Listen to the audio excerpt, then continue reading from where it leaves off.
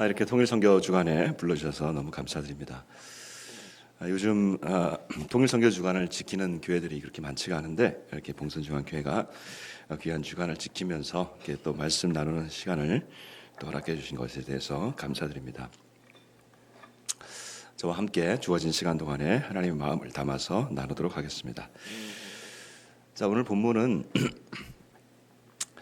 전혀 예상하지 못하는 일들의 연속이 계속되고 있는데 오늘 그 연속선상에서 일어나고 있는 것입니다. 여러분, 제자들이 예수님께서 승천하시고 난 다음에 제자들의 상황은 어땠을까요? 지금으로부터 2000년 전의 얘기라 사실은 우리가 무슨 고대 얘기를 듣는 것 같지만 사실 우리가 이제 교회를 나오고 있지 않습니까? 오늘도 이렇게 교회에 나와서 예배하는데 사실 이렇게 생겨나는 교회는 2000년의 역사를 갖고 있지만 우리는 항상 무슨 일이 터질 때마다 초대교회는 어땠을까? 처음의 교회는 어땠을까? 이렇게 이제 돌아가기를 원합니다. 왜 그러냐면 그것이 교회의 정신과 교회의 뿌리가 있다고 생각하기 때문에 그렇습니다.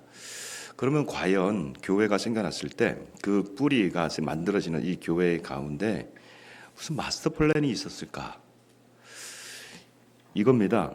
예수님께서 올라가시면서 제자들에게 했던 얘기는 너희가 교회를 세울 것인데 너희는 예루살렘에 한 군데 세우고 그리고 어디 지역에 가서 몇 군데 세우고 교회를 위해서는 너희들이 이렇게 해야 된다라고 말씀하신 적이 없습니다.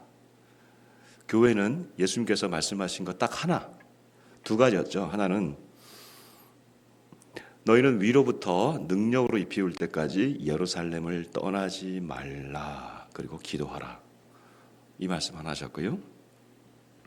그리고 오직 성령이 너희에게 임하시면 너희가 권능을 받고 예루살렘과 온 유다와 사마리아와 땅끝까지 이르러 내 증인이 되리라. 이 두 가지 말씀만 하시고 올라가셨어요. 어떻게 보면 굉장히 무책임하죠. 예수님의 제자들은 이 엄청난 핍박 가운데 예수님을 죽였던 그 사람들이 여전히 예루살렘에 있는데 예루살렘을 떠나지 말래요. 얼마나 무섭겠어요. 그럼에도 불구하고 이제 예수님의 제자들은 기도합니다. 왜냐하면 떠나지 말라고 했으니까. 지금 그들은 무슨 어떤 마스터 플랜, 그러니까 큰 전체적인 계획을 가지고 이걸 수행해 가는 것이 아니라 딱 이 두 가지 말씀만 붙들고 가는 겁니다. 그래서 기도하기 시작했어요. 그랬더니 정말로 예루살렘에 예수님께서 약속하셨던 그 성령이 임했어요. 놀랍습니다. 그리고 그 성령을 따라서 그들이 움직이기 시작합니다. 성령을 따라서 움직이다 보니까 세 가지 일을 당해요. 하나는 뭐냐면 신기한 일들을 당하게 됩니다. 두 번째는 억울한 일을 당하기도 합니다. 세 번째는 이해하지 못하는 현상들이 생깁니다. 신기한 일은 뭐냐면 성령이 임하니까 베드로가 설교를 하는데 그 당시 오순절에 수많은 나라에서 이 이스라엘 흩어졌던 수많은 백성들이 돌아와서 예루살렘 성전에 올라가려고 왔는데 베드로의 설교를 자신들의 난곳 방언 즉 다른 언어들로 듣기 시작한다는 겁니다. 이게 신기하지 않아요? 여러분, 제가 지금 설교하고 있는데 여기 지금 미국 사람이 듣고 있어요. 그리고 일본 사람이 제 말을 다 알아듣는 거예요. 이게 너무 신기한 거죠. 저는 한국말로 하고 있는데 이런 신기한 일을 기초로 해서 필두로 해서 일들이 시작됩니다. 그리고 안진뱅이가 일어납니다. 은과 금은 내게 없거니와 내게 있는 것 곧 나사렛 예수 그리스도 이름으로 일어나 걸으라 했더니 걷습니다. 너무 신기하죠? 그리고 이후에 억울한 일도 당합니다. 예수님을 전하고 병자를 고쳤는데 대제사장과 바리새인들은 그들을 다시 붙들어서 옥에 가두며 때립니다. 억울하죠. 여기까지는 참겠는데 이해 못할 일이 있어요. 그게 뭐냐면 교회를 위해서 7 집사를 세웠는데 그 중에 한 명인 스데반 집사가 나가서 설교하다가 돌에 맞아 죽습니다.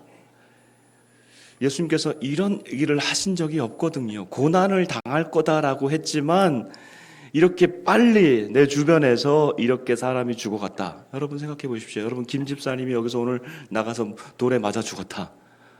이해가 안 되죠. 이것도 신생교회란 말이에요. 신생. 이제 막 교회가 조직되고 일어나는 교회인데 이해가 가지 않는 그런 일들을 당하면서 더 나가서 예루살렘을 떠나지 말라고 했는데 이제 떠나게 됩니다. 왜? 예루살렘에서 더 이상 있을 수가 없어요. 죽이려고 하니까. 그러나 그들은 깨달았습니다. 두 번째 명령이 있었어요. 예루살렘과 온 유대와 사마리아와 어디까지? 땅끝까지.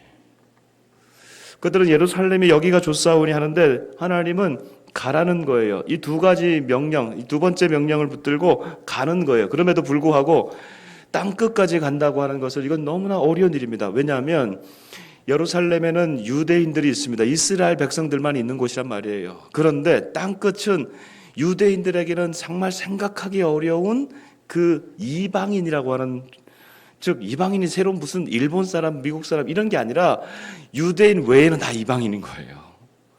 유대인 외에는 만나서는 안 된다고 생각하는 그 땅끝으로 나아가려고 하는데 이게 쉽지가 않습니다. 그래서 이제는 통제가 불가능한 수준까지 가게 되는 거죠. 여기까지는 갑니다. 기도하라고 했으니까 기도해요. 그리고 예루살렘을 떠나라고 하니까 떠났어요. 근데 유대와 사마리아까지는 가겠어요. 왜냐하면 유대인은 유대 지방은 유대인들이 있는 거고 사마리아는 유대인과 섞였지만 그냥 우리 옛날 우리 백성들이니까 그렇게 갈 수 있어요. 근데 땅 끝까지는 못 간다는 거예요. 오늘의 말씀이 바로 그 내용입니다. 이방인들이 들어오기 시작하고 이방인들과 만나야 되는 그 접촉점에 이제 새로운 시대로 들어가는 그 상황 가운데 있는 겁니다. 이건 이해가 안 되는 거죠.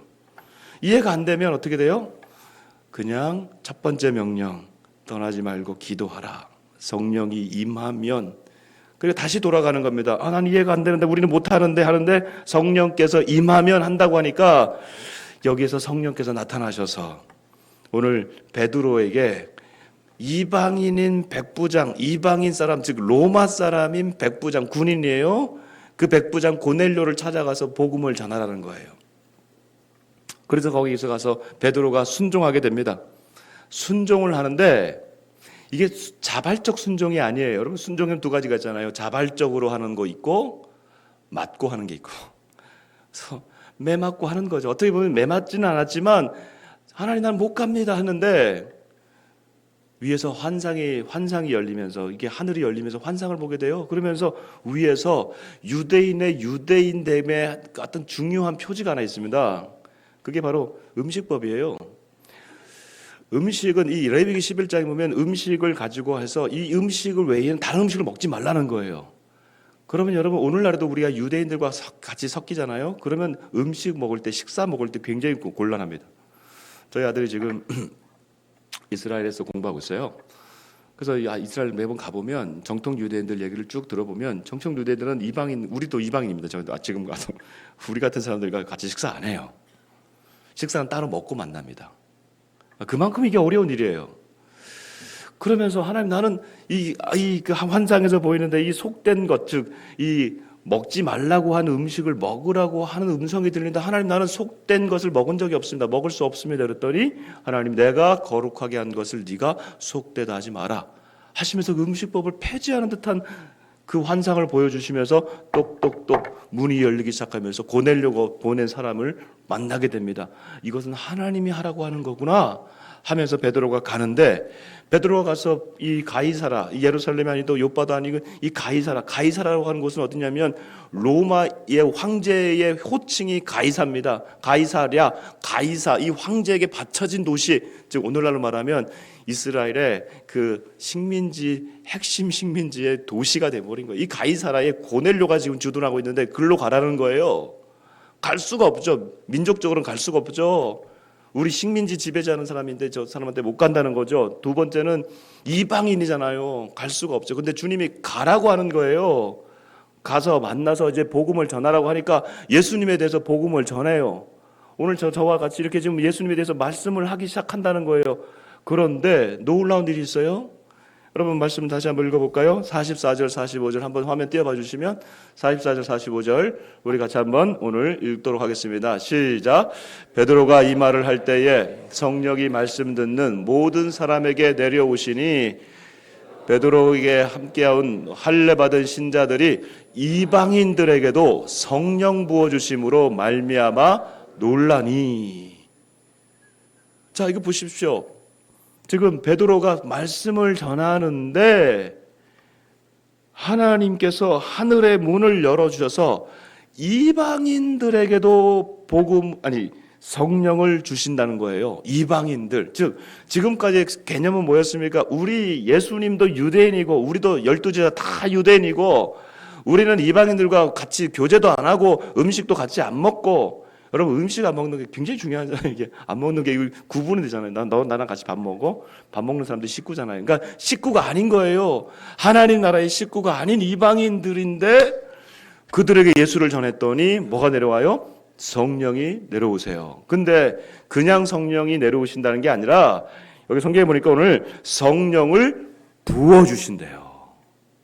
이거는 마치 물로요 쫄쫄쫄 하는 게 아니라 물을 쫙 뿌려가지고 부어주시는 거예요. pour out, 부어주시는 거예요.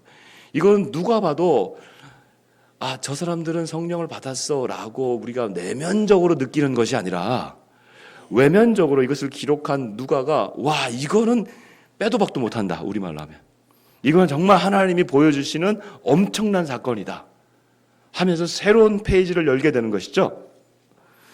여러분 그 가이사랴, 이 로마에 바쳐졌던 그 가이사랴에 예루살렘 교회의 핵심 지도자인 베드로를 보내서 유대인들의 핵심 예루살렘을 벗어나 이제 이방인이 있는 그 가이사랴에 유대인 교회의 핵심 수장 베드로가 간다고 하는 건 굉장히 상징적인 일이죠.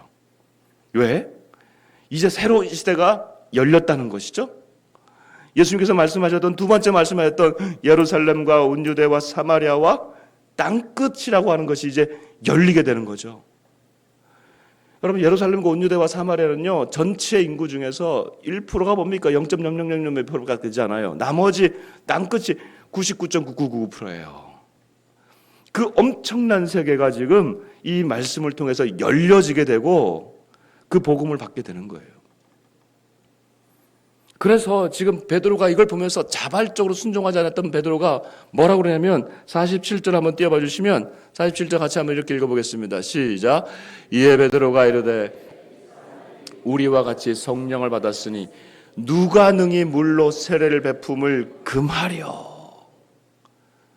누가 이거 하겠냐? 성령이 내가 하게 한 것도 아니고 누가 이걸 하겠냐? 이걸 다시 설명하는 11장에서 보면 베드로가 이렇게 얘기합니다. 내가 누구이길래 하나님을 능히 맡겠느냐? 여러분 지금 하나님의 마음이 보이십니까? 하나님의 열심이 보이십니까? 하나님 지금 뭐예요? 베드로와 제자들은 예루살렘과 그 안에 갇혀 있기를 원하고 여기가 좋사오니 하는데 하나님의 열심은 뭐예요? 순종하지 않는 베드로를 보내시는 거잖아요. 보내시니까 가가지고 어쩔 수 없이 했는데 성령을 부어주시니까 내가 누구인데 누가 능히 하나님 일하심을 맡겠냐 하면서 하나님의 일하심을 드러내는 것이죠. 그로 말미암아 놀라운 역사가 일어나게 되는 것입니다.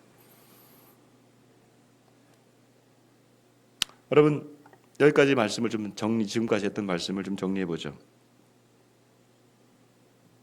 하나님께서 교회를 만드시고 교회를 성령께서 인도해 주시고 그 교회는 복음을 전하라고 있는 겁니다. 한 번도 가보지 않은 길로 성령께서는 인도하십니다. 교회가 아까 말씀드렸듯이 무슨 마스터 플랜이 있어가지고 뭔가를 막 만들어가고 1년 계획을 세우고 그러지 않았어요. 자, 1년 계획을 세우고 뭐 이렇게 10년 계획을 세우고 이게 나쁘다는 게 아니라 교회는 이제 조직이 되어지니까 그때부터 이 교회를 유지하고 싶은 마음들이 있고 이렇게 되는 거잖아요. 그래서 초대교회로 다시금 돌아가면 교회의 지도자들은 하나님께 계속해서 물었어요. 하나님 어떻게 해야 됩니까?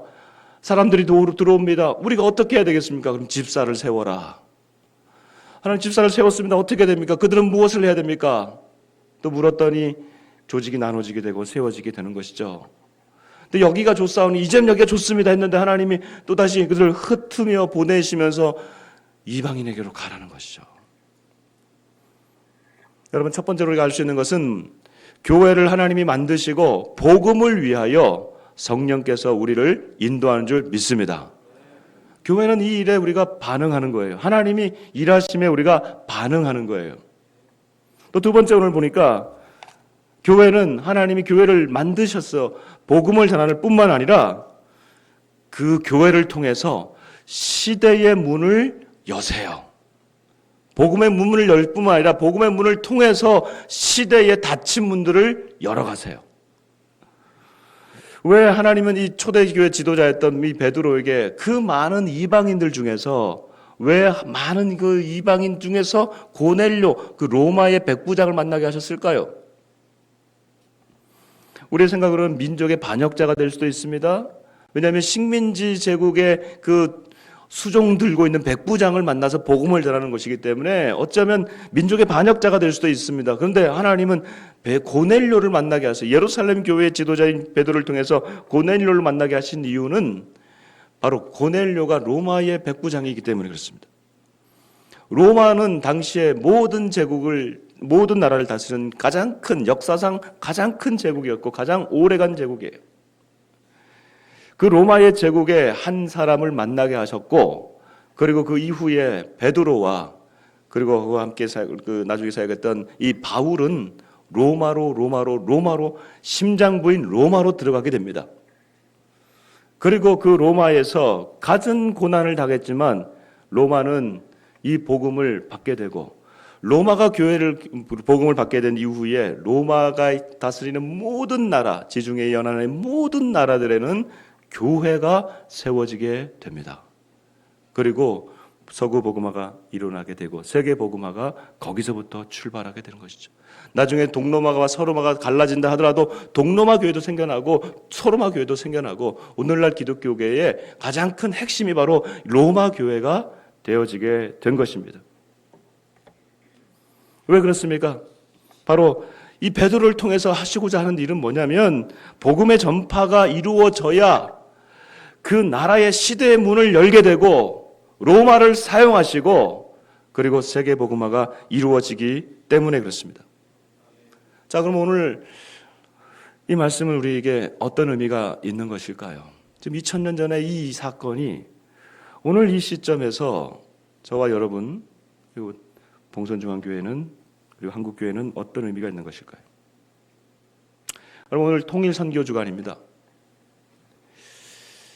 사실 베드로의 이 고넬료를 통한 이 복음, 로마로 나아가게 하는 복음의 이 대가로 복음은 아까 제가 로마로 가게 되었고 그 이후에 서구교회가 일어나게 되고 그리고 수많은 과정을 거치면서 1885년에 아까 보았던 그 영상처럼 우리나라에도 복음이 들어오게 되었어요. 어쩌면 베드로가 우리를 만난다 그러면 우리는 베드로 이 유대인들에게는 정말 저런 이방인들이 있구나 아마 그런 얼굴이에요. 왜냐하면 저희는 서구적이지 않잖아요.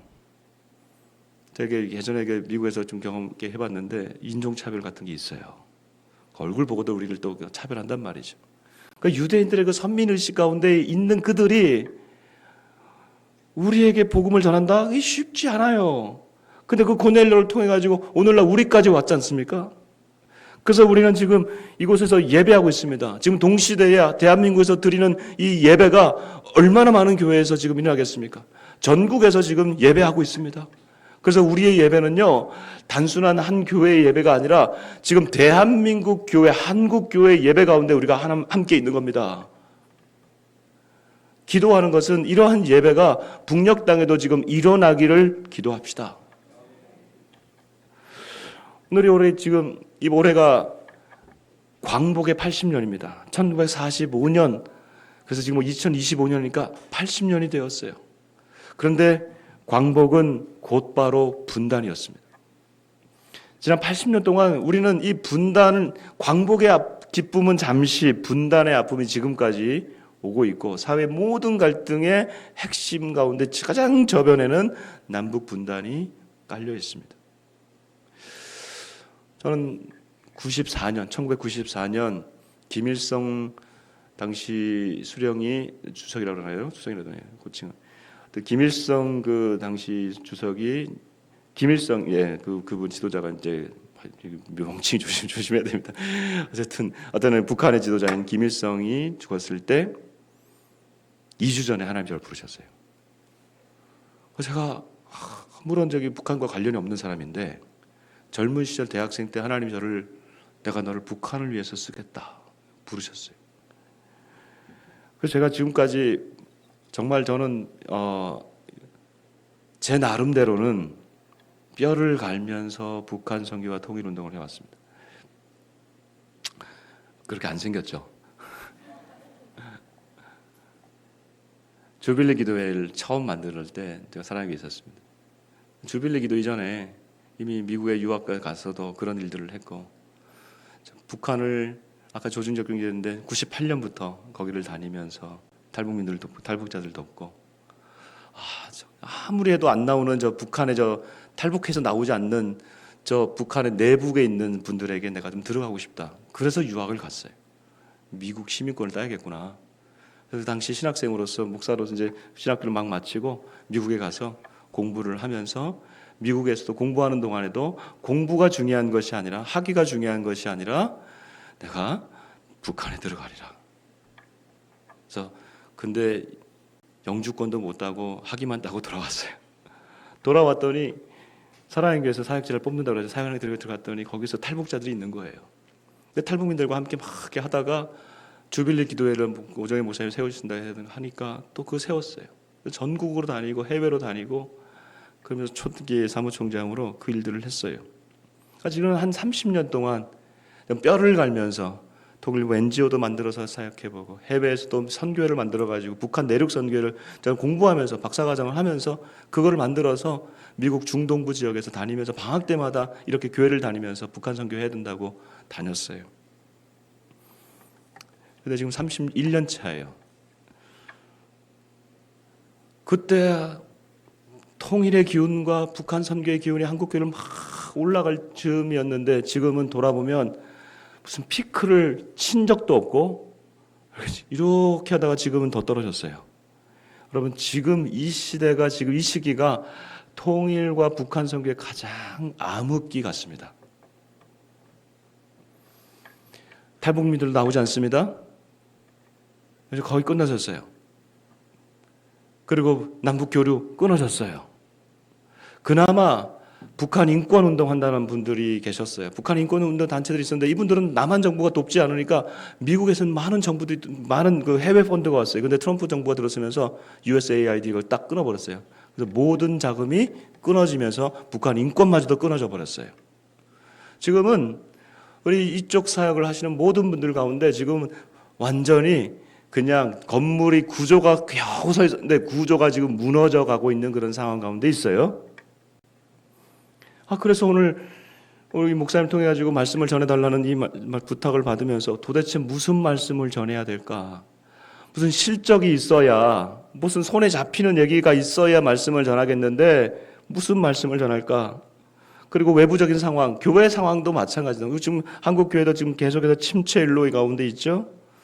나라는 지금 비행기 속에서 얼마 전까지 어지럽다가 이제 겨우 새로운 지도자가 뽑혔습니다. 남한 내부에서도 여러분 지금 통일하자는 얘기가 이제 더 이상 나오질 않습니다. 작년의 통계로 우리나라에서 몇 %가 통일을 원할 것 같아요? 우리 어른 세대만 하더라도 한 절반은 넘겠지. 아닙니다. 지금은요 10명 중에 3명밖에 원하지 않습니다. 여러분들도 아마 그럴 겁니다. 교회라고 별 다르지가 않더라고요. 주변 나라 통일을 원하지 않습니다. 그냥 외교적 언사일 뿐이에요. 남한과 북한이 잘 되기를 원합니다. 그럼 외교적 언사지 실제로 뭔가 일어나기 시작하면 주변국이 엄청나게 이 지정학적인 이 힘을 사용합니다. 지금 우리가 분단돼 있으니까 안 나오는 거지 조금이라도 움직여 보십시오. 미중 일로 엄청나게 영향을 미칩니다. 근데 예전에는 북한마저도 예전에는 어쨌든 우리는 조국은 하나다 하면서 북한마저도 통일을 얘기했었는데 지금은 우리와는 다른 방식의 통일이었지만 그런 방식의 통일도 얘기하지 않습니다. 북한도 이제는 우리는 다른 민족이다. 재작년부터 우리는 따로 살자. 우리는 조국이 아니다. 이제는 통일도 필요 없다. 우리를 괴롭히지 말라. 그러면 이런 시점에서 여러분 지금 오늘 우리가 지금 통일 선교 주간을 맡고 있는 것이죠. 어떻게 이 시대를 해석하고 교회는 어떻게 이것을 바라봐야 될 것인가? 오늘 본문에서 가졌던 이 두 가지 관점이 있습니다. 이 관점을 우리가 적용해 봅시다. 여러분, 모든 것이 막혔을 때 우리는 다시 원리로 돌아가야 됩니다. 말씀에서는 어떻게 하셨을까? 우리의 이 상황이 초대교회 상황보다 더 어려울까? 아니죠. 초대교회 성도들은 어떻게 했을까? 그것은 바로 베드로가 이방인에게 복음을 전할 수 없다라고 생각했지만 하나님은 일하셨다는 거예요. 그것은 뭐냐? 첫 번째 관점이 뭐였습니까? 하나님은 교회를 세우시고 교회를 통하여 복음을 전하고 그 일에 성령께서 일하신다는 거죠. 그렇다면 이 시대의 교회는 이 시대의 상황과는 다른 관점을 가져야 된다는 것이죠. 이 시대의 논리는 통일은 해도 되고 안 해도 되고 그것은 귀찮은 일이고 누구도 원치 않는데 교회는 다르게 접근한다는 것입니다. 그것은 교회를 부르신 사명을 다시 반추하는 것입니다. 우리는 어디에 서 있는가? 그것은 바로 복음을 전하는 교회라는 것이죠. 세상에 어떠한 민족이, 어떠한 나라가 지금 복음이 들어가지 못하도록 국경을 통제하고 예수를 믿는다는 그 이유 하나만으로 끌려가고 매를 맞고 사회적 모든 관계에서 끊어지는 나라가 어디 있습니까? 북한을 우리가 선교적으로 접근한다 그러면은 이 일에 대해서 우리의 가슴이 불타야 되는 것이죠. 바깥에 멀리 있는 나라들에는 우리가 가고 있고 아프리카의 그 아이들에 대해서는 숨죽이면서 우리가 헌신하는데 내 동포가 아니어도 동포란 관념도 이제는 젊은 사람들은 없잖아요. 그러나 내 가장 가까운 곳에 2600만, 이제 600만이 됐어요. 500만이 아니에요. 2600만까지 있는 그 백성들에게, 수용소와 같은 백성들에게 복음이 들어가지 못한다. 근데 우리가 그 관점마저도 잃어버린다. 그러면 하나님이 지금 어떻게 일하시겠어요? 말씀드렸듯이 지금은 교회를 통해서 하나님이 일하고 싶은데 교회들마다 이 불씨들이 사라지고 있어요. 여러분, 불씨가 뭔지 아시죠? 여러분, 불이 막 타니까 그게 불인 줄 아세요? 아니에요. 그 불은요, 그 밑에 불씨가 있는 겁니다. 근데 불씨를 다 파고 가면 불씨는 타지 않아요. 그냥 유지만 되고 있는 거예요. 유목민들이 이 불씨를 가지고 다닐 때 이런 통에다 넣고 다닙니다. 불이 나는 게 아니에요. 이게 불이 아니에요. 근데 이게 불이에요. 이 불씨만 가지고 와가지고 천막 치고 거기다가 밤에 불씨에다가 풀만 놓으면 이게 불이 나는 거예요. 교회를 하나님이 사용하시고 지금 모든 게 막혔다고 할 때에 정말 막혔습니다. 그런데 우리가 불씨마저 꺼버리면 이 민족의 이 북녘의 복음은 누가 전하는 것입니까? 성령께서 교회를 인도해 가신다고 하시는데 교회가 거기에 대해서 불씨가 꺼져버리면 어떻게 반응하겠습니까? 저는 한국에 들어와서 그 사역을 하다가 사랑교회에서 그 사역을 하다가 탈북민들을 이렇게 계속 케어하는 사역을 하다가 그 사역 외에 이제 탈북민 케어를 떠나서 이게 케어만 하는 것이 아니라 이 탈북민들 북한 분들과 남한 분들이 함께 성장하는 교회를 한번 세워봐야겠다 하는 그 마음이 들었어요. 그래서 진짜 용기를 좀 냈습니다. 용기를 냈어요. 저도 큰 교회를 가고 싶고 또 이렇게 해서 또 큰 교회에서 목회를 하고 싶은 마음이 젊은 나이 왜 없겠습니까? 청빙을 받고 싶은 마음이 있었지만 정말 그때 하나님 앞에 기도하면서 하나님, 내가 이 시대에 필요한 통일이 필요한데 북한 분들이 들어와 가지고 한국에 적응하지 못한다는 얘기를 듣고 저도 많이 그런 것들 경험했기 때문에 이제 이런 형태의 교회가 있어야겠습니다. 하나님, 제가 주님이 원하시면, 저도 자발적 순종한 게 아니라 고민하다가 왜 하나님 접니까 하고 기도원에 가서 기도하다가 그냥 그 마음을 받아서 한 거예요. 그렇게 2014년이었던 것 같은데, 네, 2014년, 제가 그것도 까먹었네요. 2014년, 지금 올해로 한 12년 됐습니다. 연차로. 그래서 남과 북이 함께하는 교회를 지금 하고 있어요. 그래서 여러 가지 어려움들도 있었지만 정말 너무 좋았어요. 그런데 제가 이제 학교로 가게 돼서 교수를 하다 보니까 이게 이제 두 가지가 하기가 어려운 거예요. 그래서 제가 이 사역을 이제는 좀 누군가에게 좀 이양을 해야겠다 하는데, 이 사역을 이양받을 우리 안에 목회자들이 없는 거예요. 그래서 제가 그래도 나는 너무 힘들어서 못하겠고, 하나님 익숙해도 되죠? 저 하나님, 저 이렇게 해도 되죠? 저 너무 힘들어요. 저 두 가지를 다 하기가 어렵습니다 하고 교회에다가 얘기를 했어요. 작년 말에 얘기를 했더니 교회가 난리가 났어요.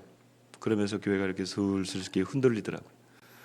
교회가 너무 흔들리는 걸 보면서, 작은 교회가 흔들리는 걸 보면서 또 이 시작한 목사로서 마음에 너무 힘든 거예요. 그래서 제가 다시 열심히 하겠습니다 해가지고 했지만 제 마음에는 불씨가 살아나지 않는 거예요. 이제 이런 식으로 목회해서는 안 된다는 그런 생각을 가지고 있었기 때문에 더 그랬어요. 그런 와중에 올 3월 첫 주에 한 자매한테 전화가 왔습니다. 이 자매가 저희 교회 7년 전에 캐나다에 저희 교회를 떠나서 캐나다로 이민 가던 탈북민 자매예요. 탈북민 자매가 작년 연말에 들어왔어요. 근데 한 3개월 동안 연락 없다가 그때 연락이 왔습니다. 목사님, 제가 들어왔어요. 그럼 들어왔으면 빨리 와서 예배하자. 근데 목사님, 근데 제가 문제가 있어요. 뭔데? 목사님, 제가 귀신이 보여요. 깜짝 놀랐어요. 그래서 왜 그래? 그랬더니 나중에 제가 그래서 이런 문제 때문에 제가 운전도 못 하고요. 제가 목사님 교회 가고 싶은데 차만 타면 막 박아요. 갈 수가 없어요. 그래서 제가 이번 주일날 자기가 무당한테 간대요. 무슨 소리야? 무슨 그리스도인의 예배 이 무당을 만나? 당장 오라고 했더니 주일날 올 줄 알았는데 그 다음날 왔어요. 진짜로 왔는데 이게 머리가 푸숭하고 7년 만에 만났는데 화장도 또 미국식으로 해서 진하게, 캐나다식으로 해서 진하게 하고, 근데 눈이 화닥화닥 하는 거예요. 쭉 얘기를 들어보니까 이 자매가 신앙이 있는데 그 캐나다 적응하는 와중에서 상처를 받았는데 교회 중직자한테 상처를 받았더라고요. 그러다 보니까 교회를 못 나가는 거예요. 그러니까 삶의 모든 어려움 가운데서 이런 어려움이 생기니까 교회도 못 나가고 막 그러다 보니까 제가 너무 미안한 마음도 있지만 또 결국 자신의 문제잖아요. 그래서 이 문제를 가지고 어떻게 해결할 수가 없으니까 결국은 이렇게 헛것까지 보이고 막 그러는 거예요. 그래서 와서 쭉 얘기를 들어보니까 너무 가슴이 아픈 거예요. 네가 살려고 여기까지 갔는데 네가 어떻게 이렇게 됐냐 하면서 제가 성경을 펴가지고 성경 말씀을 쭉 해주는데 이 말씀을 받더라고요. 그러면서 손을 얹어서 안수기도를 했어요. 몸을 덜덜 떨더니 회복이 됐어요. 제가 그런 사람이 아니에요, 여러분. 저는 이런 능력이 있는 사람이 아니에요. 저는 그런 능력이 없기 때문에 저는 이제는 내려놔야 되는구나. 목회자가 우리 목사님처럼, 우리 김 목사님처럼 교회를 하면서 이렇게 하셔야 되는데 저는 그런 능력이 없는 사람이에요. 그런데 이 자매를 통해서 하나님께서 저에게 말씀해 주시는 게 있어요. 아직 너의 부르심이 끝나지 않았다. 지금 이 시대에 이러한 형태의 교회를 만들어 보겠다고 해서 여기까지 왔는데 이걸 이양을 하려고 했는데 이양 받을 사람이 없는 거잖아요, 지금. 그러면서 하나님이 아직까지 말씀하시고 저와 우리 교회를 통해서 하시고자 하는 일이 있나 보다, 이걸 붙들고 일어나게 되었어요.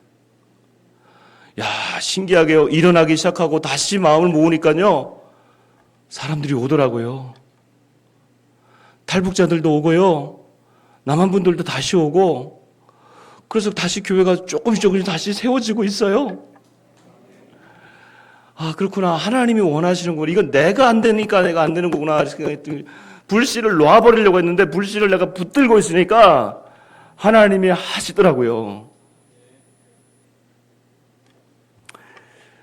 그럼 교회는 불씨를 붙들고 있어야 됩니다. 교회는 이 시대에 아무리 어렵고 힘들고 어려워도 북한에 우리가 복음을 전하기 어렵다 하더라도 기도하는 불씨가 붙어야 됩니다. 이거를 갖고 있으면 하나님이 열어주세요. 오후에 얘기했지만 이제 그런 시간들이 지금 오고 있어요. 근데 마지막을 좀 통과하고 있단 말이에요. 근데 이 마지막을 잘 통과해야 돼요. 그래야 우리가 이겨낼 수가 있어요. 두 번째는 시대의 문을 연다고 했어요. 시대의 문을 연다. 여러분, 하나님은 교회를 통해서 시대의 문을 여세요. 복음의 문을 열실 뿐만 아니라 그 복음을 통해서 시대의 새로운 문들을 열어가세요. 이거는 굳이 교회에만 한정되는 게 아니고 이 사회 가운데, 역사 가운데 하나님이 일을 하신다는 거예요. 세상의 상황이 아니라 교회를 통해서 하나님은 막막한 역사의 그 암흑기를 빛으로 통과하게 하신다는 거예요. 제가 학교에 들어가서 총신대에서 통일개발대학원이라는 대학원을 세우면서 지금까지 오고 있습니다. 저희 학교가 평양에서부터 시작한 학교입니다. 총신대학교 들어보셨죠? 1901년에 평양에서 시작한 평양신학교에서 시작한 학교예요. 그러다가 6.25 전쟁을 통해서 한국에 내려와서 지금은 사당동에 총신대학교가 세워졌죠. 그럼 우리의 심장은 어디 있냐면 평양 대동강 옆에예요. 오늘날 보면 평양 중구역이라는 데 있어요. 거기 중구역에 장대현 교회도 있고요. 오늘날에 옛날에는 그렇게 있었고 오늘날에는 만수대 언덕, 김일성, 김정일 동상 다 있고 거기 바로 평양 신학교와 우리의 심장이 묻혀 있는 곳입니다. 거기가. 그래서 저희가 통일개발대학원을 만들어서 이 북한을 이제는 선교를 준비를 하겠다. 그런데 선교대학원이 아니라 선교대학원 따로 있기 때문에 북한 선교라든지 통일 선교라는 말을 쓰지 않고 통일개발대학원이라는 말을 썼단 말이에요. 그러니까 이제 일반 대학이랑 같이 이런 대학원이랑 같이 경쟁을 하는 거죠. 뭐 경쟁이라기보다는 그 레벨에서 그 층위에서 같이 이제 활동을 하게 되는 겁니다. 북한학이라든지 통일학이라든지 북한 선교도 우리 내부적으로 하는 거지만 그러면서 사회와 소통을 한번 하고 싶어가지고 통일부가 하는 여러 공모 사업에 어플라이를 해서 저희가 한번 따내기 시작했어요. 근데 가장 큰 사업이 하나가 뭐냐면 통일부는 전국에 통일 교육을 시켜야 되기 때문에 여기도 전남에도 지금 통일교육센터가 있습니다. 이 전남대 지금 어디서 하는지 모르겠는데 서울에는 45개 대학 중에서 대학익을 받아가지고 하는 거예요. 그래서 총신대가 여기에 대해서 서울 1,000만 시민들에게 통일 교육을 시키겠다고 저희가 어플라이를 해서 공모 사업에 들어갔어요. 그랬더니 이걸 국민대가 그동안 쭉 해오던 사업인데 총신대가 들어왔다는 걸 보면서 이분들이 PT를 면접을 보러 갔는데 쭉 가서 설명을 했더니 이렇게 딱 보더니 뭐라고 그러냐면 총신대 신학교 아닙니까? 이 말은 뭘까요? 신학하는 학교가 무슨 통일 운동을 합니까? 이런 말이죠. 그럼 우리는 심장이 평양에 있습니다. 우리의 뿌리는 평양에 있습니다. 북한에 있습니다. 그리고 우리는 열심히 하겠습니다. 근데 사실 기독교적인 것을 저희가 일부러 내세우지는 않았어요. 왜냐하면 종교적인 게 내세워지면 정부에서는 받기가 어려울 테니까. 그런데 끝나고 난 다음에 그분들이 하시는 말씀이 저에게 굉장히 인상이 깊었습니다. 우리가 통일교육을 지금 50년째 해오고 있는 국립통일교원이 그때 50년이었는데 통일교육을 50년째 하고 있는데 통일교육이 전 국민에게 잘 되지 않습니다. 그런데 총신대가 신학교라는 걸 우리가 압니다. 신학을 바탕으로 민족의 화해와 용서와 평화를 만들어가는 통일교육을 새로운 시각에서 한번 해보시면 어떻겠습니까? 라는 거예요. 저는 그걸 듣고 깜짝 놀랐어요. 이 사회가 이 한반도의 이 문제, 이 특히 남한도 그렇고 북한도 그렇고 여러분 우리 한반도의 가장 큰 문제가 바로 분단의 문제예요. 이 분단의 문제 때문에 사실 사회의 양극화가 일어나게 되고 진보와 보수의 갈등 깊은 곳에는 북한 문제가 있거든요. 이걸 해결하지 못하는 거예요. 사회도. 정부도 이걸 해결해낼 수가 없는 거예요. 그래서 대선 때 가장 큰 이슈가 이번 이슈는 없어지면 대부분 대북 정책은 어떻게 할 거냐잖아요. 근데 이거를 우리 교회에게 요구를 하고 있다는 거예요. 교회가 이걸 해보면 어떻겠습니까? 라는 음성으로 들고 하나님의 명령으로 들리더라고요. 저희가 그걸 받고요. 지금 4년차를 하고 있습니다. 한 번 더 연장을 해가지고 저희가 4년째를 하고 있는데 지금 통일교육위원들, 서울에는 각 지역마다 통일교육위원들이 있는데 여기 전남에도 있지만 서울에도 170명의 통일교육이 있습니다. 저희가 그들을 선발합니다. 선발하는데 대부분 그리스도인들을 선발하죠. 웬만하면. 그래서 그들로 하여금 가서 교육을 하게 하는 거죠. 중고등학교를 가게 하고 시민단체를 가게 해서 통일교육을 하게 되는 거죠. 그들의 평가가 총신대가 계속하면 좋겠다는 거예요. 할 수 있을지 모르겠지만 저는 이걸 보면서 교회가 이 시대 가운데 가장 어려운 문제를 해답을 줄 수 있고 그리고 적어도 문제를 풀어가는데 우리가 동참할 수는 있다는 거예요. 시대의 문을 열어가신다. 우리는 지금 가장 어려운 이 문제를 눈을 감고 있고 우리는 안 된다는 거죠. 그러나 지금 세상은 이것을 우리에게 요구하고 있고 원하고 있다는 것이죠. 바로 여러분 우리가 계속해서 불씨를 꺼뜨리지 아니하면 하나님의 이 일하심에 있어서 반응하고 계속해서 그 성령의 음성에 민감하게 나아가면 이 땅 가운데의 빛과 소금으로 세상의 문, 이 분단의 문을 이제 열어젖힐 수 있는데 우리 교회를 사용할 수 있다는 거예요. 그러나 우리가 무엇을 해야 됩니까? 오늘 두 번째 관점까지 얘기했지만 사실 나누진 않았습니다만 세 번째가 하나 더 있습니다. 그것은 뭐냐면 한 단계 한 단계를 넘어갈 때마다 쉽게 넘어가는 게 아니에요. 베드로가 로마 고넬료에게 가지만 그 이후에 그는 로마 교회로 가게 되지만 로마에서 죽습니다. 십자가에 거꾸로 달려서 죽는다는 전승이 있어요. 바울도 그 수많은 아시아를 다니면서 소아시아를 다니면서 결국은 그리스까지 가고 로마까지 가지만 거기서 목이 잘려 죽습니다. 고난이에요. 고난이라고 하는 것을 하나님이 우리에게 요구하세요. 우리는 너무 싫죠. 고난을 받기가 싫죠. 그런데 하나님이 고난을 직접 당하셨어요. 그래서 우리에게도 너의 십자가를 지고 따라오라고 말씀하세요. 그래서 우리에게 고난이 없다 하더라도 그 고난받는 자들과 연결해서 그 고난이 나의 고난으로 들어오는 것, 이건 신앙에 매우 큰 유익이 있습니다. 주일날 이런 얘기하면 별로 좋아하진 않지만 그러나 여러분 이게 성경의 원리예요. 이게 하나님의 복을 받는 아이러니예요. 고난이 나에게 들어오는 것이 나에게 축복이라는 거예요. 근데 나에게 고난이 안 오죠. 안 오면 좋죠. 근데 이 일을 하는 자들의 고난이 나의 고난으로 들어오고 나의 손해로 들어오고 나의 제약으로 들어오게 하는 것, 이거 굉장히 중요한 겁니다. 교회를 다시 세우고 이번 봄에 수련회를 했어요. 다시 부르심 앞에 그 수련회를 했어요. 전교인들이 모여서 마음은 힘들죠. 그 수련회 하기 전까지 많은 분들이 떠나고 저도 막 흔들렸으니 막 떠나는 사람들 보면서 아니 목사도 떠나려고 했는데 떠나는 사람 잡을 수도 없고.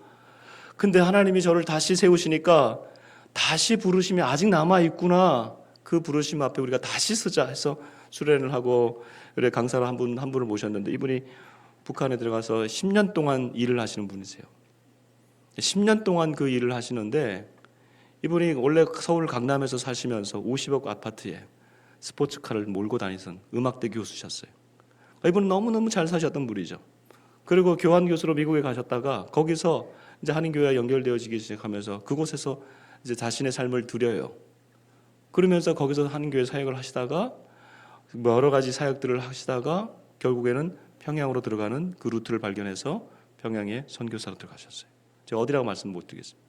그래서 그곳에서 10년간을 공장을 운영하셨어요.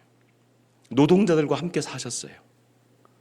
그래서 자기가 대학 교수고 음악 교수인데 이런 모든 걸 다 내놓고 같이 가서 가구를 만들면서 공장을 하시면서 그들 공과 함께 노동자들과 울고 웃고 하는 그 일들을 했어요. 한 번도 예수님에 대해서 하나님에 대해서 말할 수가 없죠. 그러나 그렇게 살았어요. 그리고 무상으로 모든 걸 다 줬어요. 그러니까 왜 선생님은 이거 우리한테 그냥 주십니까? 우리 회장님이 그렇게 하라고 하시오. 해가지고 그렇게 했다는 거예요. 이분 말투가 그래요. 회장님이 저기 뭐 미국에 큰 회장님이 있나 보다. 그런 회장님인 줄 알았는데 그게 아닌 거예요.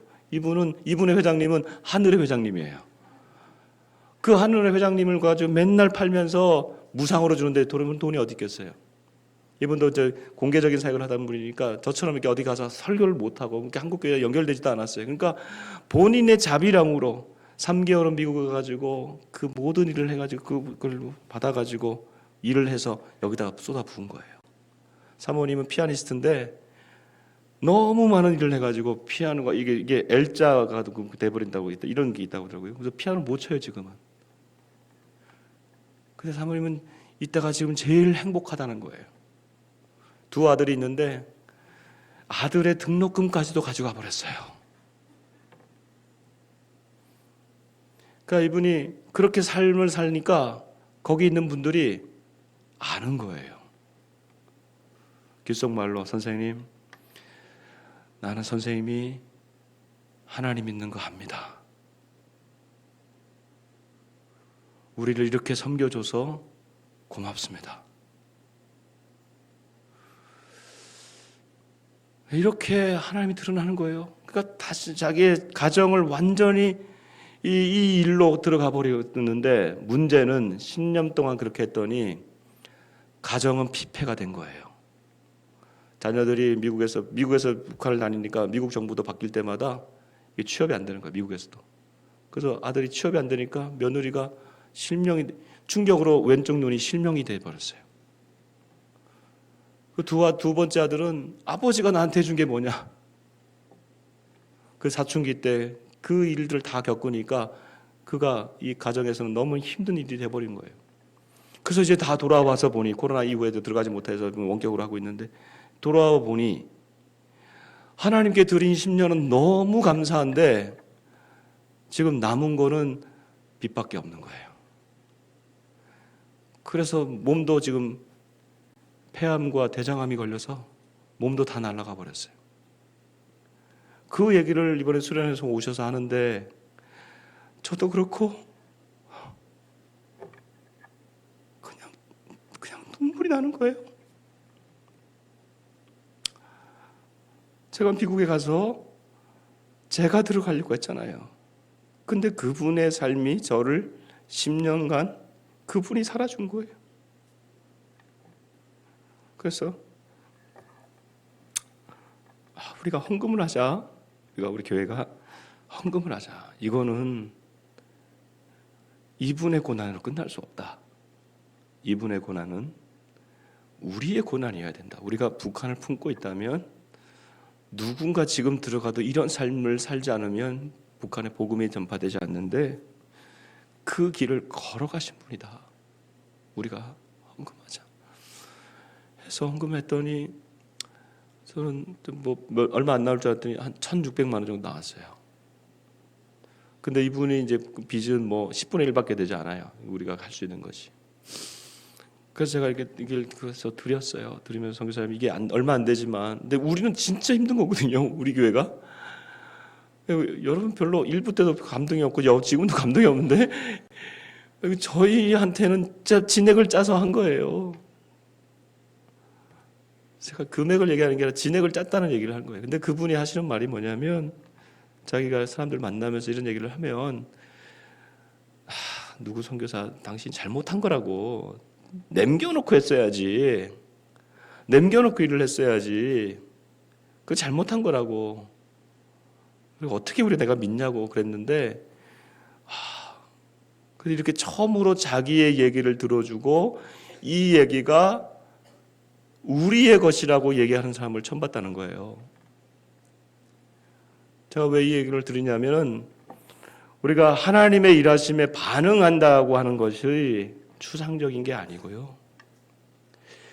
정말 이 북녘 땅을 위해서 기도하고 선교하시는 분들과 전 세계에서 선교하시는 우리 선교사님들의 그 고난이 나와 연결되어질 때 내가 받을 고난을 그들이 받고 있는 거잖아요, 지금. 그렇지 않으면 내가 받아야 내가 복을 받는 건데, 왜냐하면 고난받는 것이 축복이라고 했는데, 나는 지금 누리면서 내가 있는 거 조금 더 주어주는 적선이 아니라 그 고난이 나의 고난인 줄 알아. 뭐 모든 자들의 고난을 다 알지 않지만 하나님 주시는 마음이 있잖아요. 오늘 특별히 통일선교주간이니까 그 북녘의 그 고난받는 자들을 향하여 그들의 고난이 나의 고난인 줄 알아. 목소리는 있지만 소리가 들리지 않는 자들의 소리. 이게 무슨 소리인지 아세요, 여러분? 소리는 있지만 들리지가 않아요. 근데 그게 소리가 들려요. 그게 voice of the voiceless라는 거예요. 목소리 없는 자들의 소리. 북녘의 2,600만 중에서 당원들 300만 빼고 나머지 당원들도 하나님의 백성들이잖아요. 어쨌든 그 2,600만들이 소리를 지르는데 들리지 않지만 들려지는 소리. 우리는 못 듣지만 하나님은 들으시는 아벨의 피소리. 수용소에서 죽어가면서 나 여기 있어요 하나님 하지만 하나님은 듣는데 우리는 못 듣는 땅의 울부짖음. 하나님은 들으시면 우리에게 너희들이 가서 일을 해줘라 말씀하지 않겠어요? 오늘 통일선교주간에 사실 이런 일들이 있습니다. 저런 일들이 벌어지고 있고 이런 사역들이 있습니다 라고 말을 하면 좋겠어요. 있습니다. 저도 뭐 여러 가지 사역이 있습니다만은 그것보다는 이런 어두운 때에 우리는 다시금 성경의 원리로 돌아가서 우리는 어디에 서야 되는가? 하나님은 교회라고 하는 불씨를 살려놓으시고 이 땅에 불씨들이 계속해서 꺼지지 않기를 원하시고 계시고 성령의 바람이 불어올 때 그 불씨는 살아 움직여 날 것입니다. 그 일에 반응하시는 봉선중앙교회가 되시기를 바라고 봉선중앙교회를 통해서 이 광주에서 새로운 문들이 열려지기를 바라고 한국교회 새로운 바람이 일어나 한국 사회가 새로운 문을 열어갈 수 있도록 그렇게 될 수 있도록 한국교회가 깨어 기도하기를 주의 이름으로 축복합니다.